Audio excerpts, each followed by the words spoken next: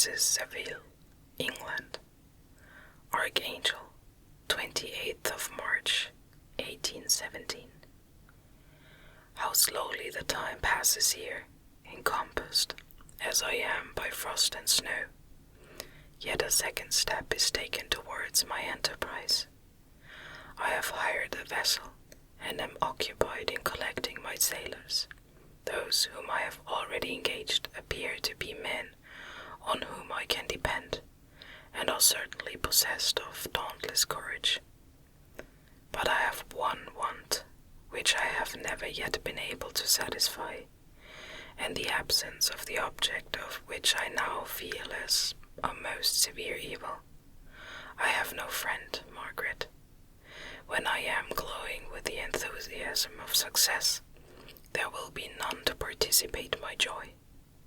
If I am assailed by disappointment, no one will endeavor to sustain me in dejection. I shall commit my thoughts to paper, it is true, but that is a poor medium for the communication of feeling.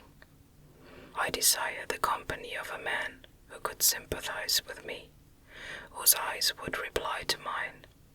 You may deem me romantic, my dear sister, but I bitterly feel the want of a friend. I have no one near me, gentle yet courageous, possessed of a cultivated as well as of a capacious mind, whose tastes are like my own, to approve or amend my plans. How would such a friend repair the faults of your poor brother? I am too ardent in execution and too impatient of difficulties, but it is a still greater evil to me that I am self-educated. For the first 14 years of my life I ran wild on a common, and read nothing but our Uncle Thomas's books of voyages. At that age I became acquainted with the celebrated poets of our own country, but it was only when it had ceased to be in my power to derive its most important benefits from such a conviction that I perceived the necessity of becoming acquainted with more languages than that of my native country. Now I am 28, and am in reality more illiterate than many schoolboys of 15. It is true that I have thought more, and that my daydreams are more extended and magnificent, but they want, as the painters call it, keeping, and I greatly need a friend who would have sense enough to not despise me as romantic, and affection enough for me to endeavor to regulate my mind. Well, these are useless complaints. I shall certainly find no friend on the wide ocean, nor even here in Archangel, among merchants and seamen. Yet some feelings, unallied to the dross of human nature, beat even these rugged bosoms. My lieutenant, for instance, is a man of wonderful courage and enterprise. He is madly desirous of glory. He is an Englishman, and in the midst of national and professional prejudices, unsoftened by cultivation, retains some of the noblest endowments of humanity. I first became acquainted with him on board a whale vessel. Finding that he was unemployed in the city, I easily engaged him to assist in my enterprise. The master is a person of an excellent disposition, and is remarkable in the ship for his gentleness, and the mildness of his discipline.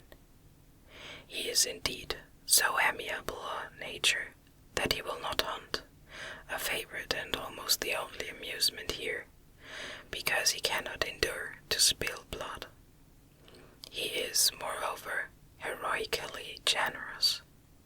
Some years ago he loved a young Russian lady of moderate fortune, and having amassed a considerable sum in prize money, the father of the girl consented to the match. He saw his mistress once before the destined ceremony, but she was bathed in tears, and throwing herself at his feet, entreated him to spare her, confessing at the same time that she loved another, but that he was poor and that her father would never consent to the union. My generous friend reassured the suppliant, and on being informed of the name of her lover, instantly abandoned his pursuit.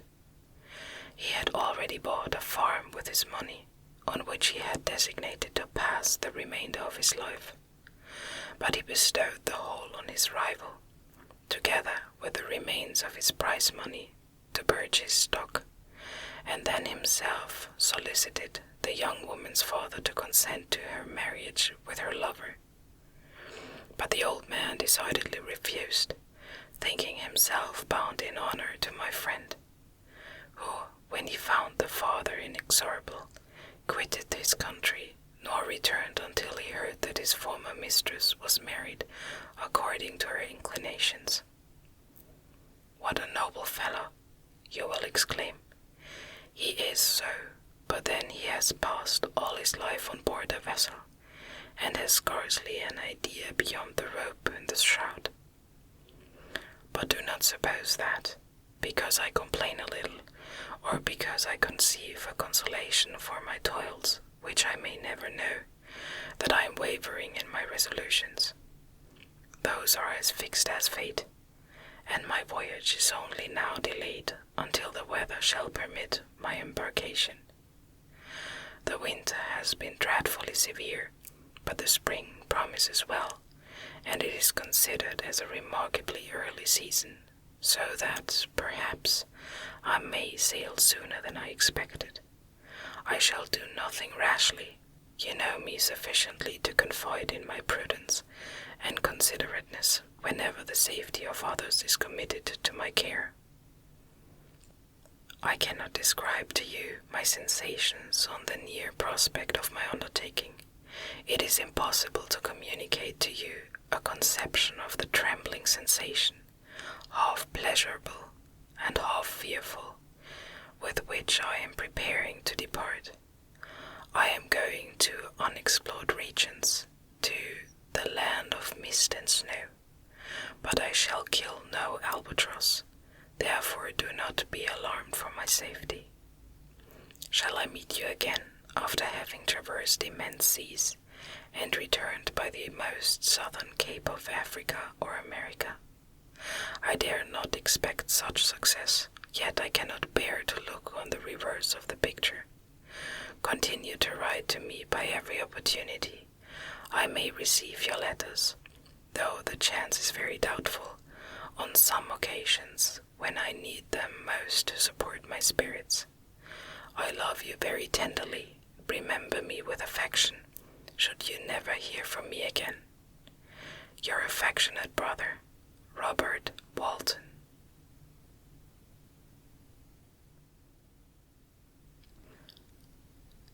Letter 3. To Mrs. Seville, England, July 7th, 1817. My dear sister, I write a few lines in haste to say that I am safe and well advanced in my voyage. This letter will reach England by a merchantman now on its homeward voyage from Archangel. More fortunate than I, who may not see my native land, perhaps for many years. I am, however, in good spirits. My men are bold and apparently firm of purpose, nor do the floating sheets of ice that continually pass us, indicating the dangers of the region towards which we are advancing, appear to dismay them. We have already reached a very high latitude, but it is the height of summer, and although not so warm as in England, the southern gales, which blow us speedily towards those shores which I so ardently desire to attain, breathe a degree of renovating warmth which I had not expected.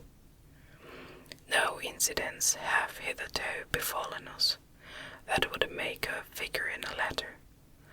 One or two stiff gales, and the breaking of a mast, are accidents which experienced navigators scarcely remember to record, and I shall be well content if nothing worse happen to us during our voyage.